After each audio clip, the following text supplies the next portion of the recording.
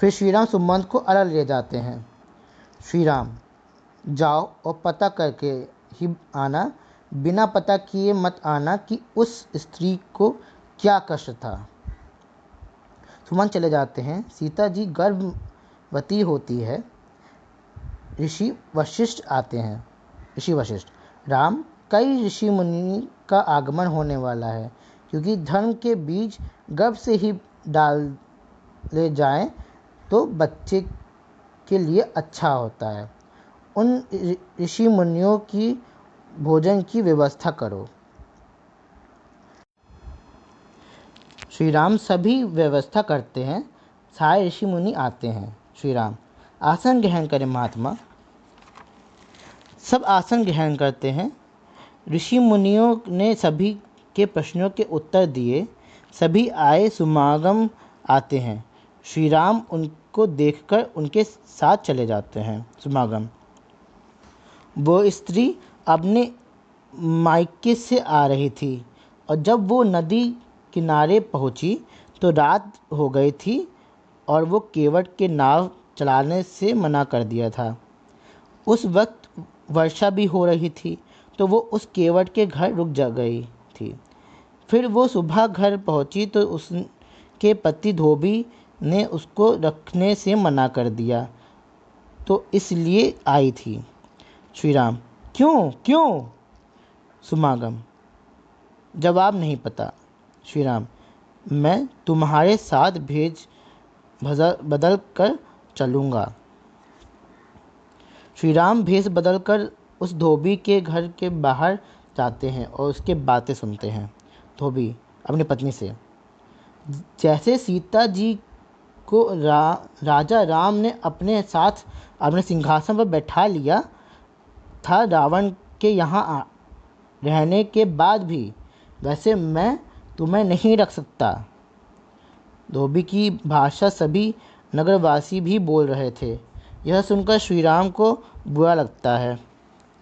श्री राम वापस आकर सोचते हैं कि उनको सीता जी को छोड़ने की इच्छा नहीं है। इस समस्या का समाधान जानने के लिए ऋषि वशिष्ठ के पास जाते हैं। श्री राम, ऋषिवर, अगर प्रजा राजा की किसी चीज़ पर बाद में विरोध करे तो राजा को क्या करना चाहिए? ऋषि वशिष्ठ, राजा को प्रजा के हित से निर्णय लेना चाहिए। श्री राम के मन में बहुत दुविधा है। श्री राम मन ही मन में चिंतित हैं। श्री राम मन में, प्रजा के अंदर सीता के लिए गलत सोच है। सीता जी जान लेती हैं कि श्री राम चिंता में है। श्री राम की चिंता का कारण जानने के लिए सीता जी दासी को भेजती हैं। सीता जी दासी से, आप जाओ और पता करके बताओ कि प्रजा के बीच किस बात की चर्चा हो रही है। दासी पता करके वापस आती है। दासी, एक दिन धोबी अपने मायके से वापस आ रही थी। जब वो नदी तट पर पहुंची तब रात हो गई थी और केवट ने भी नाव चलाने से मना कर दिया था। तब धोबी को केवट के घर रुकना पड़ा था। यह जानकर धोबी के पति धोबी ने कहा कि मैं राजा राम नहीं, जो रावण के घर रहने के बाद भी तुम्हें अपना लूं। और प्रजा ने भी यही कहा। सीता जी श्री राम के पास जाती हैं। सीता जी, स्वामी, आप अपना राज धर्म और वचन निभाइए, मुझे वन में जाने की आज्ञा दें। श्री राम, मैं प्रजा को छोड़ देता हूँ, तुमको नहीं। सीता जी, आपको अपने राज के वचन से मुख नहीं मोड़ना चाहिए। रघुकुल रीत तोड़नी नहीं चाहिए। श्री राम दुख मन से मान जाते हैं। श्री राम अपने कक्ष में लक्ष्मण के साथ हैं। श्री राम, लक्ष्मण, तुम सीता को वन में छोड़कर आओ। लक्ष्मण, आप ये क्यों कर रहे हैं? श्री राम, मेरा आदेश है कि सीता को वन में वाल्मीकि ऋषि के आश्रम के पास जाकर छोड़ आओ। लक्ष्मण दुखी मन से सीता जी को रथ पर बैठाकर वन में छोड़ देते हैं। वन में पहुंचते ही लक्ष्मण दुखी हो जाते हैं। सीता जी, तुम दुखी ना हो वीर हो, दुखी होने कोई लाभ नहीं, जाओ अयोध्या वापस जाओ। लक्ष्मण दुखी मन से अयोध्या वापस चले जाते हैं। सीता जी वन में चली जाती हैं। वाल्मीकि ऋषि जानते थे कि सीता जी वन में आएंगी, इसलिए वाल्मीकि ऋषि उस वन में उनका इंतज़ार करते हैं। वाल्मीकि ऋषि सीता जी को मिलते हैं और सीता जी को अपने साथ अपनी बेटी बनाकर अपने आश्रम ले जाते हैं। वाल्मीकि ऋषि आश्रम में सबको सीता जी का नाम वन देवी बताते हैं।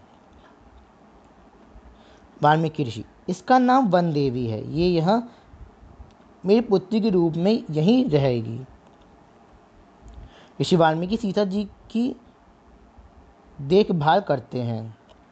श्री राम ने सीता जी के वियोग में शैया छोड़कर जमीन पर सोने लगे थे। एक बार श्री राम के महल में बाहर एक घायल कुत्ता आया और भौंकने लगा, तो लक्ष्मण उसको सुनकर बाहर जाते हैं। लक्ष्मण, क्या हुआ तुमको? कुत्ता, मैं महाराज राम को बताऊंगा। लक्ष्मण, अंदर आ जाओ। कुत्ता, राजमहल में अग्निदेव, इंद्रदेव, सूर्यदेव और वायुदेव उपस्थित रहते हैं, तो हम अधम योनि के लोग राजा की आज्ञा के बिना अंदर नहीं जा सकते। यह सुनकर लक्ष्मण अंदर श्री राम के पास जाते हैं। लक्ष्मण, एक कुत्ता न्याय चाहता है, वो अंदर आने के लिए आपकी आज्ञा चाहता है। श्री राम, ले आओ, उसे आज्ञा है। लक्ष्मण कुत्ते के पास जाते हैं। लक्ष्मण, महाराज ने तुमको अंदर आने की आज्ञा दी है। कुत्ता अंदर जाता है। श्री राम कुत्ते से, क्या कष्ट है तुमको? कुत्ता, मेरे बिना अपराध के एक ब्राह्मण सर्वार्थ सिद्धि ने मुझे मारा। श्री राम ने उस ब्राह्मण को बुलाया और पूछा, श्री राम, आपने इस कुत्ते को क्यों मारा? ब्राह्मण सर्वार्थ सिद्धि, मुझे भिक्षा लेने में विलंब हो गया था और ये कुत्ता मेरे पीछे पीछे घूम रहा था, तो क्रोध में आकर मैंने उसको डंडा मार दिया। मैंने अपराध किया है। श्री राम सोचते हैं कि ये ब्राह्मण है, इसको मृत्युदंड भी नहीं दे सकते, तो क्या किया जाए? कुत्ता, जैसा न्याय मैं चाहता हूँ वैसा देंगे। श्री राम, हाँ बोलो। कुत्ता, इसको मठ का महंत बना दीजिए। श्री राम उसको महंत बनाकर रवाना कर देते हैं। सब पूछते हैं, ये कैसा दंड है? कुत्ता, पिछले जन्म में मैं भी महंत था, मैं बहुत अच्छा था, पर मुझे ये जन्म कुत्ते का मिला।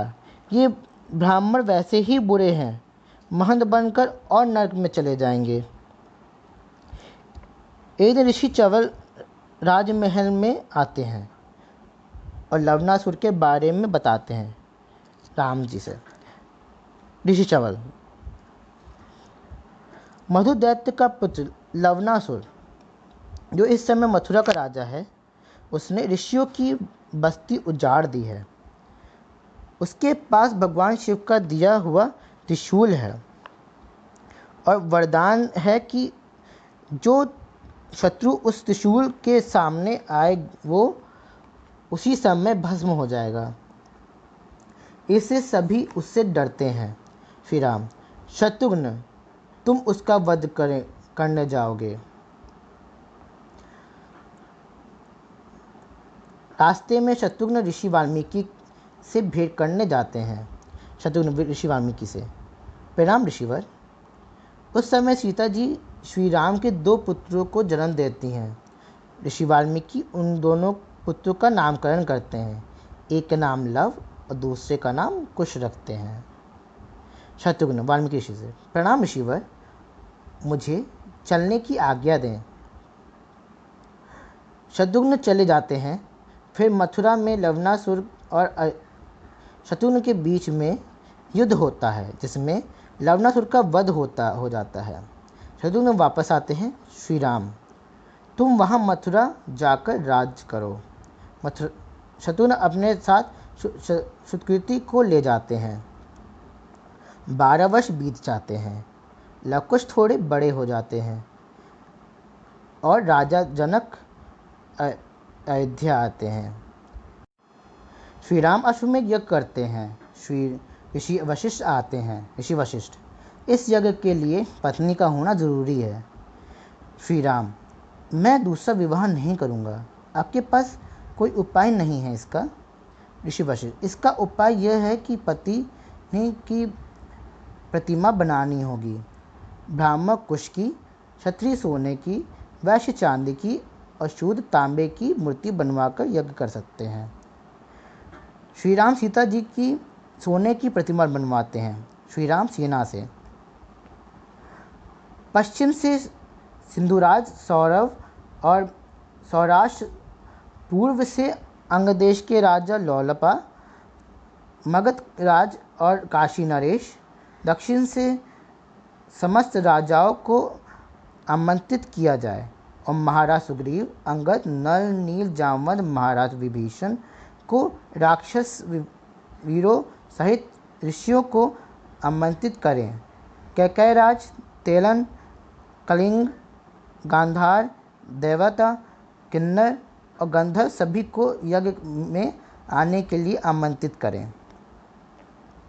नैमिषारण्य में यज्ञ का आयोजन किया जाता है। यह यज्ञ में सब आते हैं। यज्ञ आरंभ होता है। अश्व की पूजा करके उसको दौड़ाया जाता है।